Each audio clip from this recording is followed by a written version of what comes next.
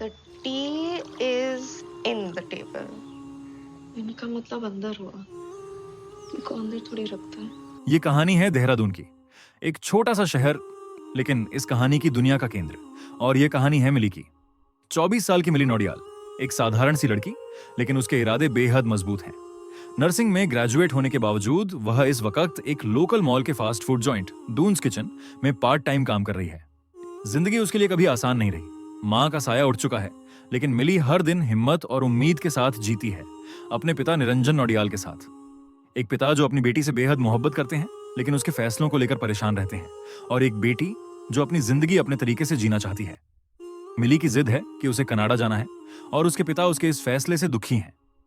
मिली nursing की नौकरी के लिए कनाडा जाने का आवेदन करती है। उसका सपना है कुछ बनकर अपने पिता का गर्व बनना, लेकिन उसके पिता चाहते हैं कि वह अपने ही शहर में किसी अस्पताल में नौकरी करे और शादी करके घर बसा ले। हालांकि उनके बीच ढेर सारा प्यार है। मिली अपने पिता का बहुत ख्याल रखती है, उन्हें चाहती है, यहां तक कि वह उन्हें सिगरेट और शराब पीने पर डांटती भी है। दूसरी तरफ मिली की जिंदगी में है समीर, उसका बॉयफ्रेंड। दोनों शादी करना चाहते हैं, लेकिन समीर के पास अभी कोई नौकरी नहीं है, और मिली ने तय किया है कि जब तक समीर नौकरी शुरू नहीं करता वह अपने पिता से उसके बारे में बात नहीं करेगी। निरंजन अब तक समीर और मिली की दोस्ती से अनजान है। इसी बीच समीर को दिल्ली में एक नौकरी मिलती है। जाने से पहले वह और मिली आखिरी बार मिलते हैं। वापसी पर जब समीर और मिली बिना हेलमेट बाइक पर सवार होते हैं तो पुलिस उन्हें रोकती है। इंस्पेक्टर एक बदतमीज और गैर जिम्मेदार इंसान होता है। वह उन्हें शराब पीकर बाइक चलाने के झूठे आरोप में थाने ले जाता है, और यहीं पहली बार निरंजन को अपनी बेटी मिली और समीर की दोस्ती के बारे में पता चलता है। यहाँ से कहानी थोड़ी भारी और संवेदनशील हो जाती है। निरंजन मिली से नाराज हो जाते हैं और उससे बात करना छोड़ देते हैं। अगले दिन घर का माहौल ठंडा और चुप होता है। मिली बात करने की कोशिश करती है, लेकिन उसके पिता की तरफ से बहुत ठंडा और बेरुखा जवाब आता है। फिर भी मिली रोज की तरह चुपचाप अपने काम पर निकल जाती है। ये कहानी अब एक ऐसे मोड़ पर पहुंचने वाली है जहां से मिली की जिंदगी हमेशा के लिए बदल जाएगी। डोन्स किचन में कामकाज का रोज का सिलसिला शुरू होता है। मिली अपने जिम्मेदार और अनुशासित स्वभाव के चलते एक बेहद भरोसेमंद कर्मचारी मानी जाती है। सारे सहकर्मी उसे पसंद करते हैं। उसकी सादगी, मेहनत और व्यवहार से हर कोई प्रभावित है। उस दिन उसके दो सहकर्मी उससे अनुरोध करते हैं कि वह कुछ सामान फ्रीजर में रख दे। मिली बिना किसी हिचकिचाहट के हामी भरती है। उसे क्या मालूम था कि उसकी यह एक छोटी सी हामी उसकी जिंदगी का रुख हमेशा के लिए बदल देगी। मिली एक एक कर सामान को फ्रीजर में रख रही होती है। उसी दौरान बिना जांचे परखे मैनेजर फ्रीजर का दरवाजा बाहर से बंद कर देता है और ताला लगाकर घर चला जाता है। अब दरवाजा बंद हो चुका है, मिली अंदर फंस चुकी है। सबसे बड़ी मुसीबत यह होती है कि उसका मोबाइल फोन काउंटर पर ही रह गया होता है। फ्रीजर के दरवाजे को अंदर से खोलने का कोई तरीका नहीं होता। धीरे धीरे मॉल की बिल्डिंग खाली होने लगती है। एक एक कर सब लोग घर लौट जाते हैं। ठंड अपने चरम पर पहुंचने लगती है। मिली घबराती है, लेकिन हिम्मत नहीं हारती। वह जोर जोर से दरवाजा पीटती है, चिल्लाती है, मदद की गुहार लगाती है, लेकिन उसकी आवाजें बाहर तक नहीं पहुंच पाती। उसके हाथ धीरे धीरे सुन्न पड़ने लगते हैं, सांसें तेज होती जाती हैं। फ्रीजर छोटा सा है और उसके भीतर की हवा जानलेवा ठंडी। मिली खुद को जिंदा रखने के लिए हर संभव कोशिश करती है। वह चिल्लाती है, कूलिंग फैन बंद करने की कोशिश करती है, सामान के बक्सों के बीच छिपकर सर्दी से बचने की जुगत करती है। हर बीतता हुआ मिनट एक सदी जैसा भारी लगने लगता है। तापमान गिरता जा रहा है और मिली का शरीर अब धीरे धीरे ठंड के असर से सुन्न होता जा रहा है, लेकिन उसका मन, उसका दिमाग अब भी जाग रहा है। हर पल वो कुछ सोच रही है, अपने पिता को, अपने अधूरे सपनों को, कनाडा जाने की उम्मीदों को। उसकी आंखों के सामने पूरी जिंदगी चलने लगती है, बचपन से अब तक के हर वो लम्हे जो उसने जिए थे या सिर्फ जीने की ख्वाहिश की थी। यह एक लड़की की सांसों से चलती लड़ाई है, जैसे हर धड़कन, हर सांस एक नई जंग हो, और इस जंग का नाम है जिंदा रहना। मिली अब तक घर नहीं आई? वो ऊपर नीचे हो जाती है, टाइमिंग आती ही होगी। अब मिली के पिता निरंजन नौडियाल की बेचैनी बढ़ने लगी थी। रात हो चली थी, लेकिन मिली अब तक घर नहीं पहुंची थी। निरंजन बार बार उसे फोन करने की कोशिश करते हैं, मगर मिली कोई जवाब नहीं देती, क्योंकि वो फ्रीजर के अंदर बंद हो चुकी है और उसका मोबाइल बाहर काउंटर के पास रह गया है। कई बार कॉल करने के बावजूद जब कोई प्रतिक्रिया नहीं मिलती तो निरंजन की चिंता गहराने लगती है। वो पहले मिली के दोस्तों से पूछताछ करते हैं, लेकिन कोई भी उसके बारे में कुछ नहीं जानता। मैनेजर से बात करने पर यही जवाब मिलता है कि मिली किचन से जा चुकी थी। हर जगह ढूंढने के बाद निरंजन आखिरकार पुलिस स्टेशन पहुंचते हैं, और दुर्भाग्यवश मिली का मामला उसी बदतमीज इंस्पेक्टर के पास चला जाता है, जो पहले भी समीर और मिली को बाइक पर पकड़ा था। इंस्पेक्टर पूरे मामले को हल्के में लेता है। वह निरंजन से बेरुखी से कहता है कि शायद उनकी बेटी अपनी मर्जी से कहीं चली गई हो। अब सबका शक समीर की ओर मुड़ता है। जब समीर से संपर्क करने की कोशिश होती है तो उसका फोन स्विच ऑफ मिलता है, क्योंकि उसी दिन वह दिल्ली के लिए रवाना हो रहा होता है। हर तरफ उलझन और तनाव का माहौल बन जाता है। निरंजन को लगने लगता है कि शायद समीर कुछ छुपा रहा था और पुलिस भी अब इसी दिशा में सोचने लगती है। लेकिन सच ये था कि समीर का फोन केवल चार्ज न होने की वजह से बंद था। उधर समीर बस में बैठ चुका होता है, दिल्ली जाने के लिए तैयार। वह मिली को कॉल करता है लेकिन कोई जवाब नहीं मिलता। दिल की बेचैनी उसे रोक देती है। वह दिल्ली नहीं जाता बल्कि तुरंत वापस लौटता है और सीधा मिली के पिता से मिलने पहुंचता है। हालात थोड़े तनावपूर्ण होते हैं, लेकिन जब समीर बताता है कि उसने भी बार बार मिली से संपर्क करने की कोशिश की थी तो स्थिति थोड़ी साफ होती है।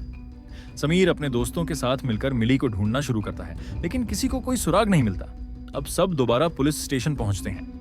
वहीं वही बदतमीज इंस्पेक्टर समीर और निरंजन दोनों से असभ्य व्यवहार करता है, यहां तक कि समीर पर हाथ भी उठा देता है। लेकिन उसी समय उसका सीनियर इंस्पेक्टर वहां पहुंचता है, एक ईमानदार और जिम्मेदार अधिकारी। वह केस को अपने हाथ में ले लेता है, अपने जूनियर की लापरवाही पर उसे सख्त डांट लगाता है और आदेश देता है कि मिली के मोबाइल की लोकेशन तुरंत ट्रैक की जाए। इस अपमान से तिलमिलाया हुआ बदतमीज इंस्पेक्टर अब जानबूझकर केस को खराब करने की ठान लेता है। इसी बीच निरंजन दोबारा मॉल पहुंचते हैं और समीर मिली के सहकर्मियों से उसके बारे में पूछताछ करने निकल पड़ता है। आखिरकार समीर उन 2 लड़कों को ढूंढ निकालता है जिन्होंने मिली को फ्रीजर में सामान रखने को कहा था। वे बताते हैं कि उन्होंने तो सिर्फ सामान सौंपा था और मिली तब भी मॉल के अंदर ही मौजूद थी। समीर को शक होने लगता है कि कहीं मिली फ्रीजर में ही तो बंद नहीं हो गई।